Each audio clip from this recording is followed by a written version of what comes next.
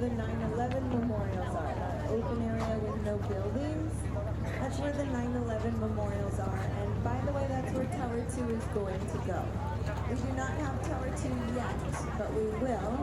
And it's going to go in that open area next. Okay, so that is the World Trade Center complex. We're now entering into the... That's her true name.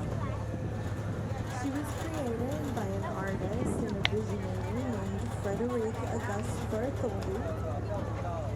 And when Frederick August Bartholdi was inspired to create the Statue of Liberty, he was studying all about ancient Greece and the Isle of Rhodes. The Isle of Rhodes had a giant statue. It was a symbol for the island that was called the Colossus. And the Colossus is what inspired the Statue of Liberty. He based her on a Grecian goddess, and that Grecian goddess is named Libertas. Libertas, however, was a warrior. She was a goddess of war. And Bartholdi wanted something more enlightened than war to represent this great place. So instead of giving her a sword, this Rowan was an architect and engineer in Brooklyn Bridge. John Augustus Roebling knew it would work because John Augustus Roebling invented steel ropes.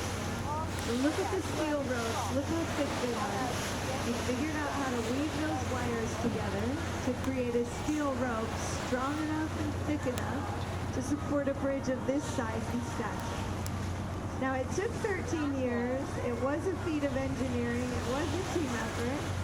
It is the 8th wonder of the world, but when it opened in 1883, nobody would cross the bridge. That's right, they were afraid of it. They thought it would collapse. A whole year passed by, still nobody would cross the Brooklyn Bridge, and that's when P.T. Barnum of Barnum and Bailey Circus, the greatest showman in the world, marched across the Brooklyn Bridge with 21 elephants. That's right. He marched across the Brooklyn Bridge with 21 elephants. Jumbo was leading the pack. The crowd went bananas. The rest is history. Look up. Can you imagine the elephants crossing the